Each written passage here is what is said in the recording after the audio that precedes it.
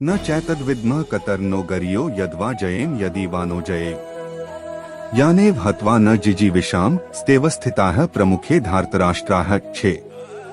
भावार्थ, हम यह भी नहीं जानते कि हमारे लिए क्या श्रेष्ठ है, उनको जीतना या उनके द्वारा जीते जाना। यदि हम धृतराष्ट्र के पुत्रों का वध कर देते हैं तो हमें जीवित रहने की आवश्यकता नहीं है, फिर भी वे युद्धभूमि में हमारे समक्ष खड़े हैं।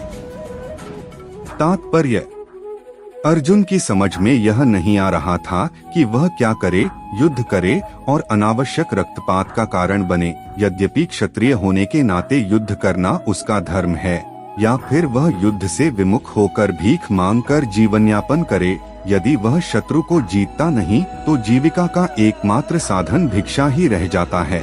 यदि उसकी विजय हो भी जाए क्योंकि उसका पक्ष न्याय पर है, तो भी यदि धृतराष्ट्र के पुत्र मरते हैं तो उनके बिना रह पाना अत्यंत कठिन हो जाएगा।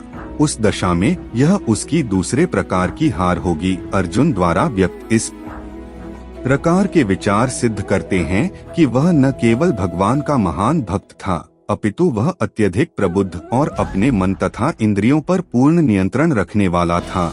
राज परिवार में जन्म लेकर भी भिक्षा द्वारा जीवित रहने की इच्छा उसकी विरक्ति का दूसरा लक्षण है। ये सारे गुण तथा अपने आध्यात्मिक गुरु श्री कृष्ण के उपदेशों में उसकी श्रद्धा, ये सब मिलकर सूचित करते हैं कि वह सचमुच पुण्यात्मा था। इस तरह यह निष्कर्ष निकला कि अर्जुन मुक्ति के सर्वथा योग्य था।